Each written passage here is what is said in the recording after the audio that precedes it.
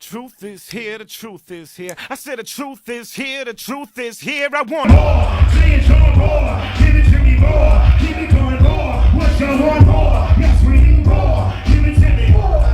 Get your hands in the air, say more. Yes, we need more. What you want? What do you need? What do you want? What do you need?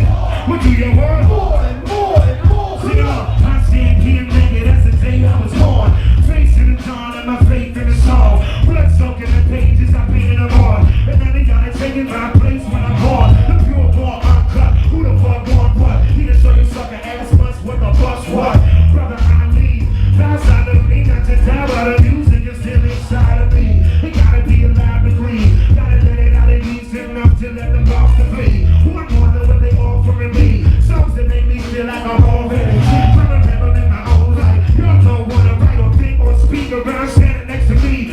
When the game needed, I'm exactly what it needs. Soul in the speech, let it go, let it be. I want more. Say it, y'all. What's your one more? Keep it going more. Yes, we need more. What's your one? Louder. More. Brother Ali coming all the way from the Midwest to Orlando, Florida to perform at a social tonight. That's right. What's going on? Man, chilling. In the middle of a tour, it's a short tour, but it's really compact. Right. You know, we have shows every day. We're doing like 30 shows in 31 days. Wow. We have some days with 2 shows in one day, and just doing a lot, man. But I'm having a great time. I'm really glad to be here. That's awesome. What is it like being a rapper from the Midwest and kind of touring the country? How do people like receive you all over? I mean, it's good. I think that the Midwest is more and more being seen as a, you know, we're starting to be recognized for our contribution. And I think our contribution is that we talk about things in a very personal way. Mm-hmm. You know, like our story is us as individuals and as human beings in our life. If you look at all the MCs from Minneapolis or from the Midwest, from the famous ones, you know, Eminem and Kanye West and those guys, their life is about, or their song is about their life. Right. The car crash and their baby's mom and their mom and, you know, dropping out of college and doing drugs and, you know, all this kind of stuff. All the way down to the independent guys like me and Slug and Idea and Blueprint, POS, you know, and One Below and guys like that. I think the Midwest has a thing about it where, you know, if you live there because of the people. Right. Not for anything else, because Right. there's nothing else there than just the reality of the people there, Right. and so I really think that comes through in the music, That's awesome. and that's being recognized now, so that at least in underground, independent hip hop, whatever you want to call it, at least in that thing, if you say you're from Minneapolis, that means something now. That's awesome. You know, it's mainly because of Atmosphere. Right. You know, Atmosphere kind of put us all on the map and taught us all how to really go out here and you know, get attention to what we're doing. Right. On your most recent album that was released last year, Undisputed Truth, you have a lot of great motivating messages about overcoming struggles and people standing up for themselves. What kind of message are you trying to bring to the people on the current tour?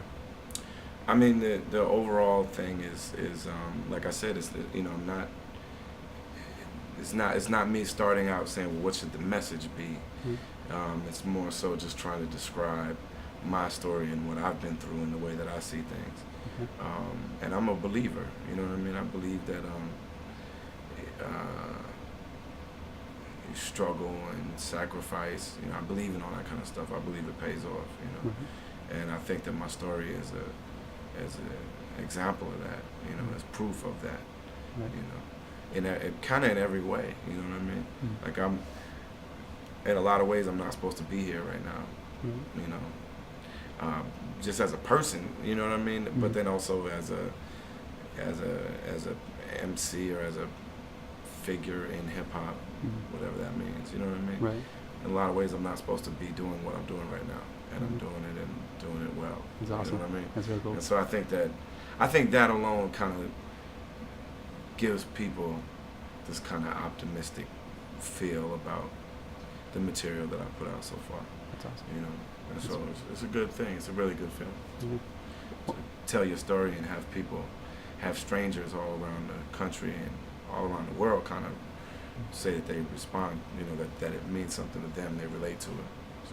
It's awesome. Powerful. Never get in the zone, I close, we get in the hole. It's plain as the nose on my face that I place to the stone. Say goodbye, pain to the throne. Ain't no mistake in the sacred and it's cold. I need a new name by which greatness is known. They acting like I'm seeing it's a new sport. Too many experience, your teeth and too short. Every culture has a right to passage. You wanna bypass it and tell me don't practice. Work for that lunch money. I don't run from you, but shut down his eye, right, y'all to come from it. I set up shop hungry when it wasn't sunny. I've been here long after y'all are done humping. Torture me when you touch something other than swing back and forth from hating and not rocking. Know that all criticism isn't constructive. So they can be You definitely have powerful messages, and like one song that stood out to me is a song called "The Puzzle." Like some of the messages you were talking about in the song, some of the struggles you've experienced yourself. What kind of lesson could you teach to some of the individuals that we help, like the homeless, the poor, and the children? I mean, I've been homeless, man, and I've been homeless with my son, Wow. and I didn't have it as bad as some, you know what I mean?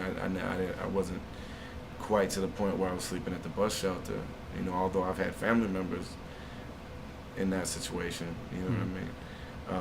I was fortunate enough to have friends where, you know, but we were sleeping on floors and we didn't have our own place and we didn't have any clothes or any furniture or anything. I've actually been in that situation twice. Wow. Once when my son was an infant, and then once again when he was 3 years old. And I would say that, but the first time was not by choice. The second time was me looking at my life and saying, this is not what I'm supposed to be. Right. This is not how my life is supposed to be going. I made some choices early on that steered things in a direction that I don't think I'm doing what I'm supposed to do on this planet. And so I stepped away from what I had and basically had to go back to having nothing in order to rebuild it. And especially that time, but really both times, I was taught that, I would look at the kind of men that I looked up to, and men and women, but mainly I would look at these men that I looked up to and say, well, these people are incredible, these 50 and 60-year-old guys who have had these amazing lives, and just as human beings were such amazing people. And I said, they didn't get that way by just doing average stuff, by average things happening to them.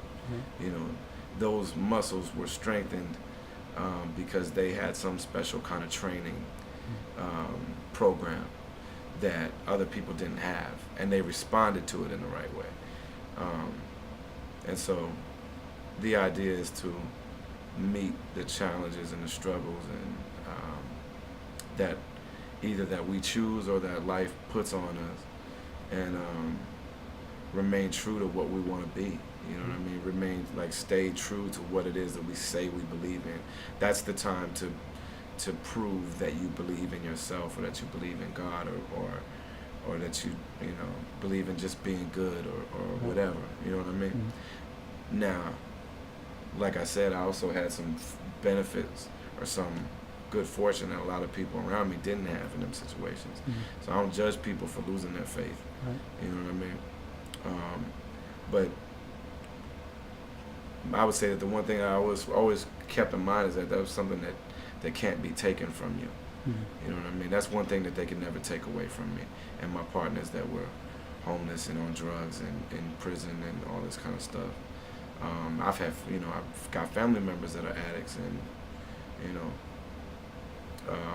one of them, the same time that I was changing mine, she had tried to kick a lot of times, but when the last time she really did, and she's been clean now for years.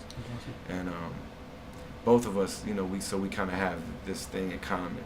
You know what I mean? Right. Where we felt like our faith was the one thing that nobody could take from us. Right. And that whether it's whatever you want to call that faith, but just a belief that there's a power out there that controls all of this. Exactly. And that power appreciates me, Right.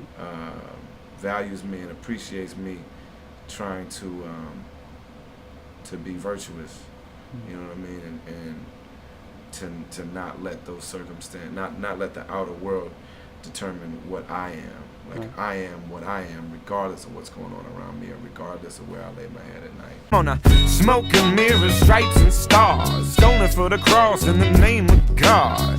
Bloodshed, genocide, rape and fraud, written to the pages of the law, good law. The code